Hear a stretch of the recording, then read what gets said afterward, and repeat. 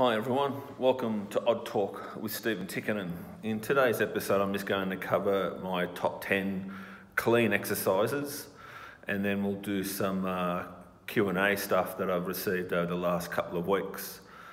So let's have a look at my top 10 clean exercises. I know it's a little bit silly of me, but this is how I like to set up my cleans. You can see there that the top 3 exercises are clean. Considering that we're doing clean and jerk, I like to exercise or train and practice the clean quite a lot for the athletes that I have.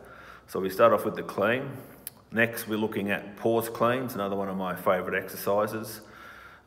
Reason for doing pause cleans is that there's a little bit of isometric work there, and also the athlete can start at any point that they want, from below the knee, at the knee, above the knee. I'm not overly concerned. I'd let the athlete choose, and then they can work on their weaknesses from that point.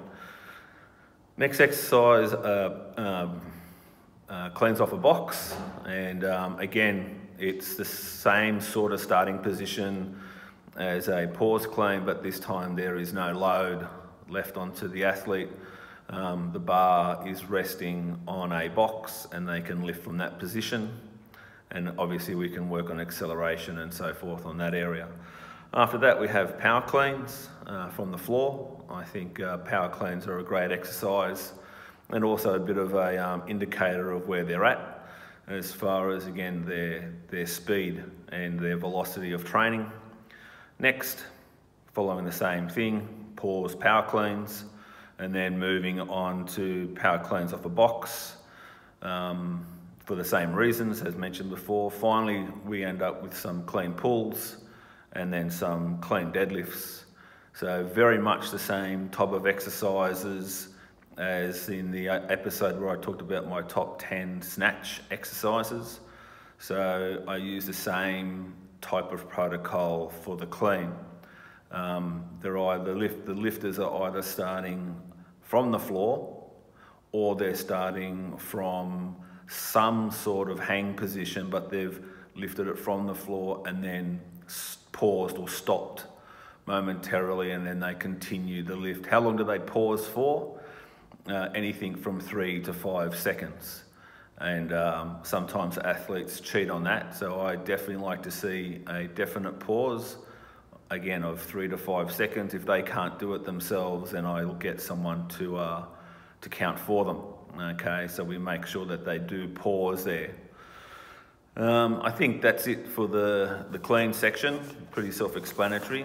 I have 2 questions, one from Andrew Rajivan, the owner of Raw Barbell Club, and he sent me this question. I like the idea of having a heavy down Friday. It works well with the base your week's training on the prior week's base. I think using relative intensity is a good in-between for programming between RP and percentages. Have you ever played with that? I emailed Andy back, and basically I said I let the athletes sort of decide really what intensity that they're training at. Again, we as coaches can write down whatever percentage we like and whatever RPE and whatever other system that you choose. But it really is up to the athlete on that day, at that particular moment, with that particular exercise. No matter how well or how poorly they feel, they will pick the intensity that they're going to train at, but being guided by us as coaches. So whether you use RPE or whatever, we give them a guide that we'd like them to be at. However, the athlete ultimately chooses what intensity they're going to train at. Okay, so hopefully that sort of answers Andy's question for everybody. The next question was from a good friend of mine, Tony Campbell-Cowie.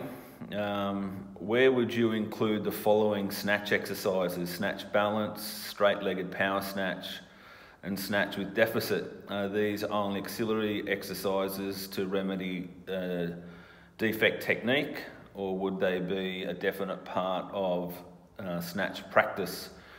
Well, I have to say they definitely would not be part of my snatch practice because they're not in my top 10 exercises. However, they all have a place. So you, again, as a coach, you would have a look at the strengths and weaknesses of your particular athlete.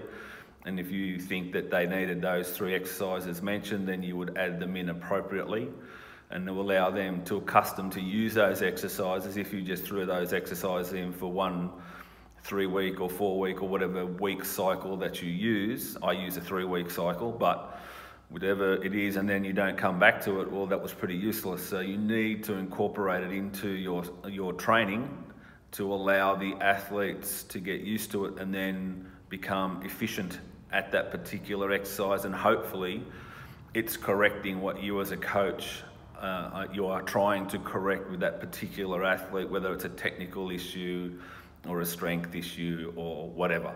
Okay, so it's up to you. I hope those answer some of the questions that were sent through. Again, you can see my top 10 exercises for the clean behind me.